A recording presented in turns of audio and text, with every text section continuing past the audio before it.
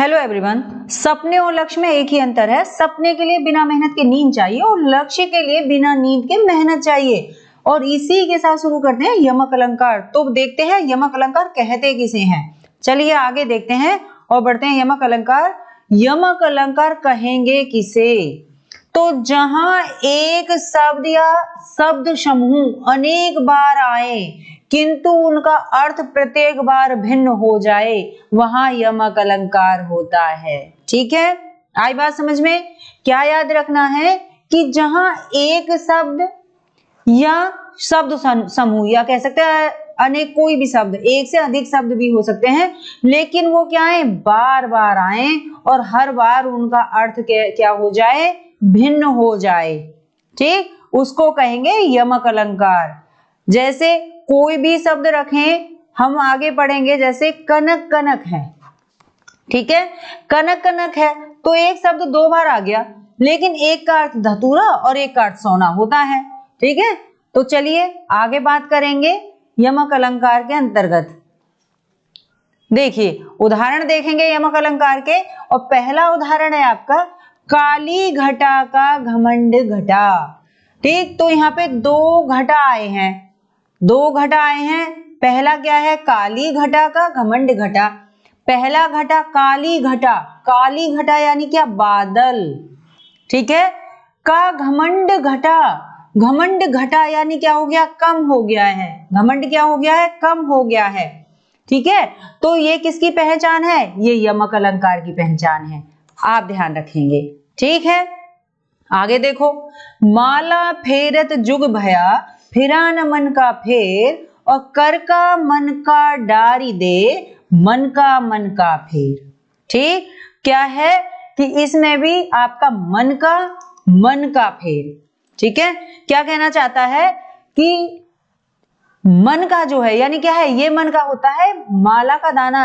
आपने देखा ना, बुजुर्ग लोग या कोई भी वो होते हैं जो महान पुरुष होते हैं, या कहे कोई पंडित लोग हैं, वो क्या करते हैं, माला को फेरते रहते हैं। तो वो क्या कहते हैं कि हम ना राम का नाम ले रहे हैं या भगवान का नाम ले रहे हैं, तो उस माला में जो वो दाने होते हैं, तो उसको क्या कहते हैं, मन का कहते हैं। ठीक है, उन बीजों को या उन दानों को क्या कहते हैं, मन का कहते हैं। तो वो कहता है कर का मन का डारी दे। ठीक है, दूसरा है मन का फेर। इस मन का क्या अर्थ है, हृदय का, मन का। ठीक है, मन का या कहें हृदय का, मन का फेर। मन का, इसका वही अर्थ है माला का दाना। कहना चाहता है कि माला फेरते जुग हो गया है, यानी कि बहुत समय बीत गया है, फिर भी क्या है, मन जो आपका पापी है वो तो वैसा की वैसा ही है।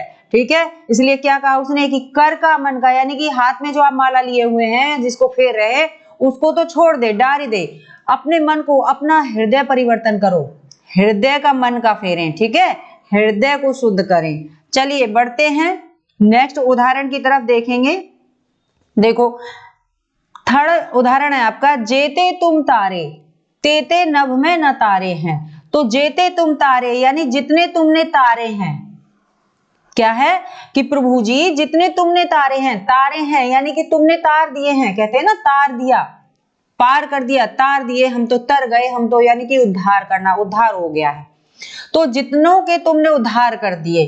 तेते नभ में न तारे हैं, तेते नभ में, नभ यानी आकाश में, यानी तेते उतने, तो नभ में भी क्या है, न तारे हैं, यानी कि आकाश में उतने चमकने वाले तारे भी नहीं है जितने प्रभु जी आपने क्या है, जितने लोगों का उद्धार कर दिया है। ठीक है, तो यहाँ पे भी दोनों शब्द एक ही हैं, यानी तारे तारे हैं, लेकिन दोनों जगह उनका अर्थ अलग हो गया है।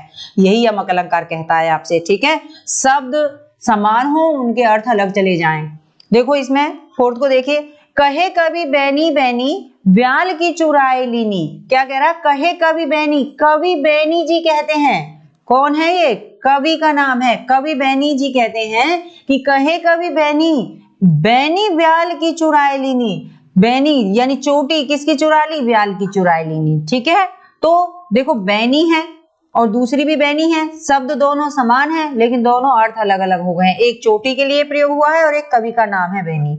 ठीक है, इसलिए क्या हो गया, यमक अलंकार हो गया। यही आप देखेंगे, यमक अलंकार का मतलब है एक शब्द एक से अधिक बार आए, या शब्द और भी आ सकता है दूसरा कोई, इसके अलावा दूसरा शब्द भी हो सकता था। ठीक है, आगे देखते हैं, अगला उदाहरण लेंगे।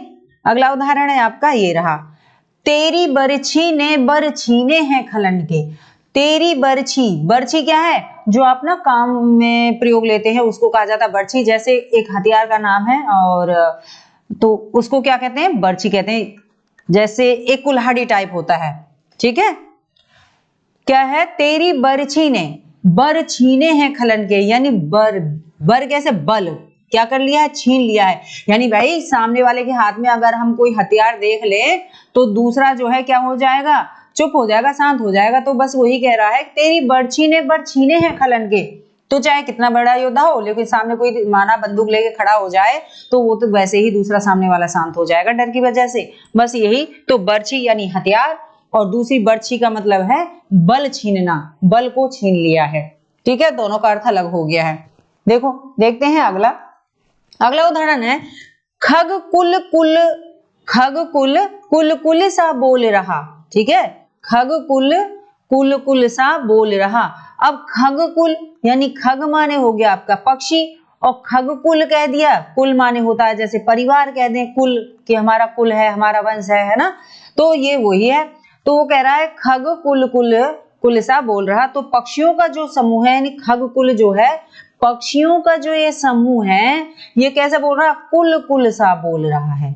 कैसा बोल रहा है, कुल कुल सा बोल रहा है, यानी कि पक्षियों के चहचहाने की आवाज को कह रहा है वो। कुल कुल यानी कि चहचहाना।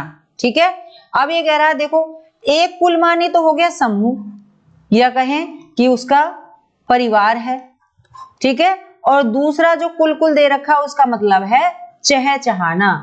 चहचहाना यानी कि जो पक्षी हैं, यानी कह सकते हैं जो चिड़िया हैं या पक्षी हैं जो भी हैं, उनका जो पूरा समूह है वो क्या कर रहा है, कुल यानी कि चहचहा रहा है। ठीक है, तो बस इसी तरह आपको ध्यान रखना। और ये आपका यमक अलंकार तो देखो कितना सरल था। तो समझने का ट्रिक है, इसमें आप याद रखेंगे समान शब्द एक से अधिक बार आ जाएं। ठीक है, समान शब्द जो है वे एक से अधिक बार आ जाए, और उसका जो है उसका अर्थ अलग हो। अर्थ हर बार अलग होना चाहिए, हर बार अलग हो।